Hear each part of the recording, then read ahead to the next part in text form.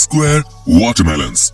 दोस्तों, तरबूज के इस आकार का आविष्कार पिछले 70s में एक ग्राफिक डिजाइनर की मदद से किया गया था, क्योंकि इस आकार में इन्हें फ्रिज में मजबूती से रखा जा सकता है और काफी आराम से काटा भी जा सकता है। जापान के किसान इन्हें एक स्पेशल कंटेनर में उगाते हैं, जैसे कि ये काफी महंगे और खूबसूरत होते हैं। लोग इन्हें खाने के तौर पर न खरीद के सजाने के तौर पर ज्यादा खरीदते हैं।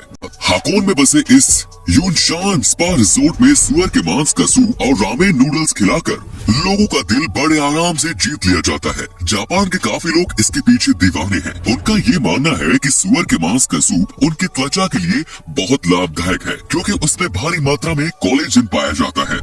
Fake food.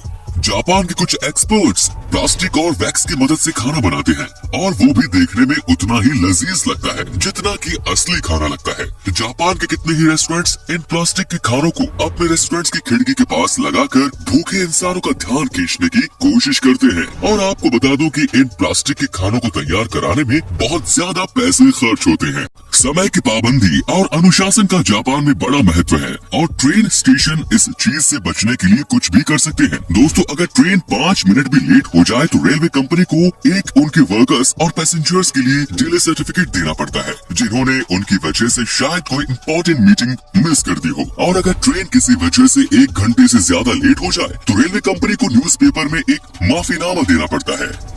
तो दुनिया में कितने ही देशों में झुकने को अच्छा नहीं माना जाता, पर जापान में झुकने से ही किसी खाने की प्रशंसा मानी जाती है। अगर नूडल्स खाते वक्त आप झुके नहीं तो उस रेस्टोरेंट का शेफ ये समझेगा कि आपको उसका नूडल पसंद नहीं आया। जापान में अगर किसी इंसान को झपकी लेते हुए पाया गया तो उसको मेहनत से काम करने की निशानी माना जाता है, और इसीलिए वहाँ झपकी लेने को बिल्कुल गलत नहीं माना जाता। पर अगर हमारे देश में ऐसा कर दिया जाए तो उसे तो काम से निकाल देंगे, है कि नहीं दोस्तों।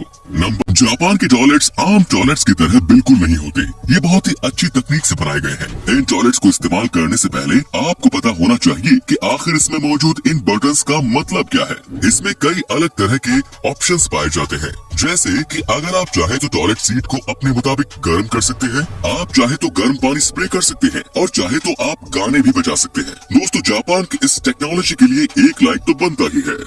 दोस्तों, जापान लोगों से भरा हुआ देश है। वहाँ के लोग पार्किंग लॉट्स के नाम पर जगह की बर्बादी बिल्कुल नहीं करते। जैसा कि आप स्क्रीन पर देख पा रहे होंगे, किस तरह वहाँ के लोग मल्टी लेवल गैराज का इस्तेमाल करते हैं। Robot run hotel.